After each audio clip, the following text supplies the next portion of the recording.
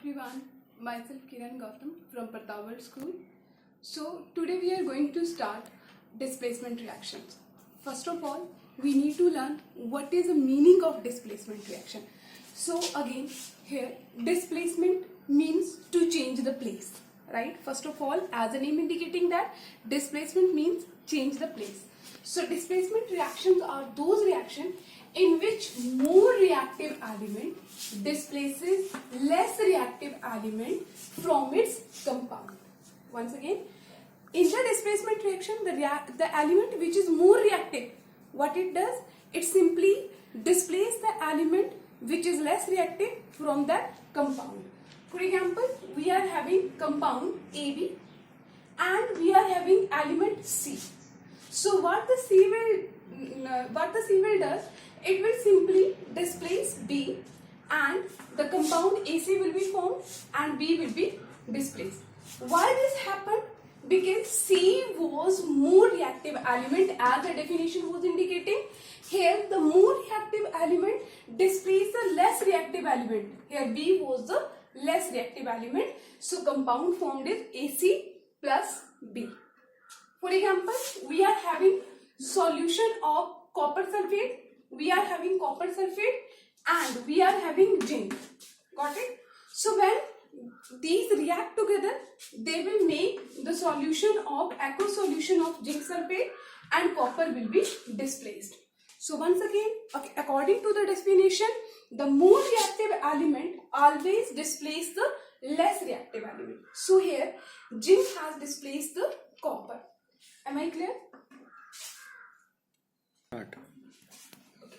So how we will come to know that which element is going to displacement the other element which is present in the compound form. This we can come to know by the reactivity series, right? So what is the reactivity series? The series which is telling us that which elements are most reactive and which elements are least reactive.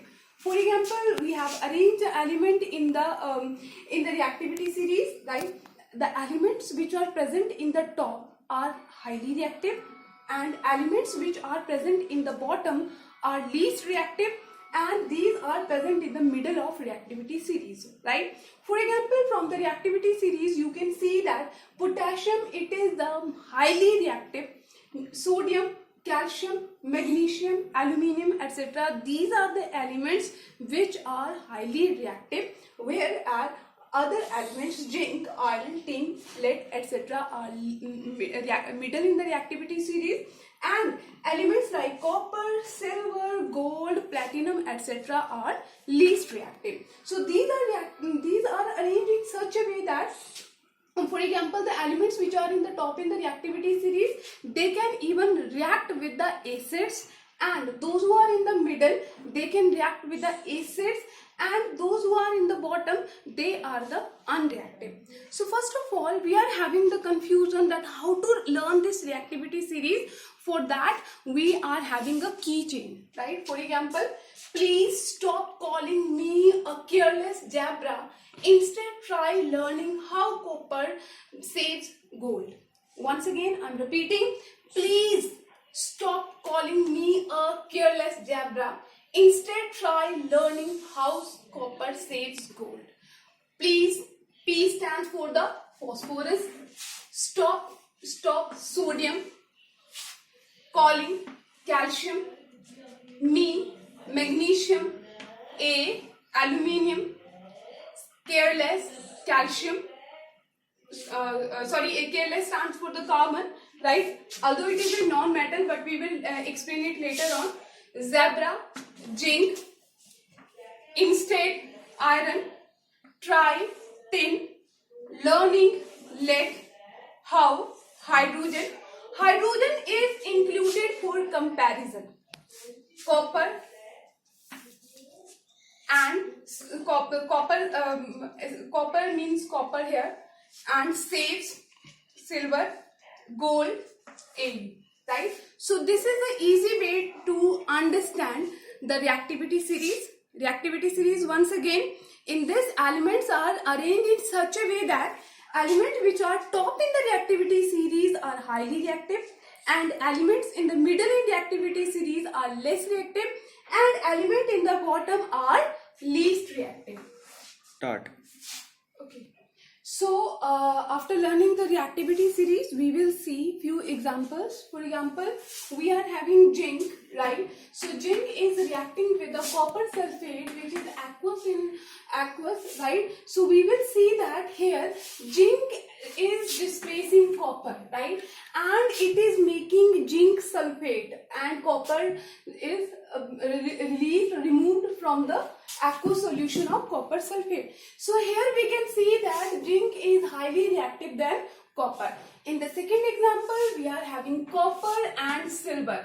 So we are having compound silver nitrate, and from the aqueous solution of silver nitrate, we are reacting the copper with the aqueous solution of silver nitrate, and we can see that here copper nitrate is formed and silver is removed, right, from the aqueous solution. So from this statement, from this chemical equation, we can conclude that copper is more reactive than silver.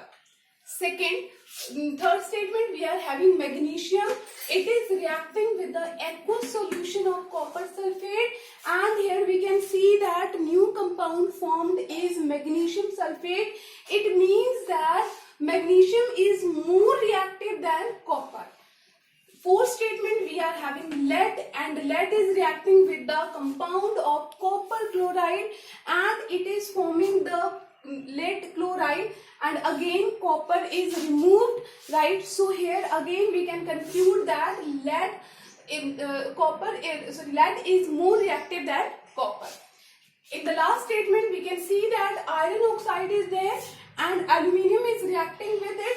So what happened? Aluminium oxide is formed, again iron is removed from the compound. So from these examples, we can conclude that a more reactive element is displacing the less reactive element. So these all reactions are the examples of displacement reaction. Once again, what is there in the displacement reaction? More reactive element is displacing the less reactive element. So for understanding the displacement reaction, we need to again learn the reactivity series, because in the reactivity series, the element which will be present in the top will displace the element which is below that element, right? For example, we can see zinc and copper. Here we can see that zinc is in the top in the reactivity series and copper is in the bottom. So that is the reason that zinc can easily displace the copper. For example, if we are having zinc sulfate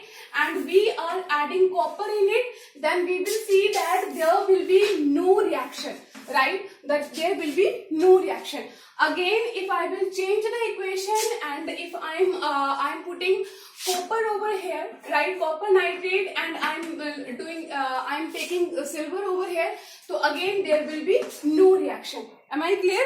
So highly reactive element is displacing the less reactive element. Thank you and have a nice day.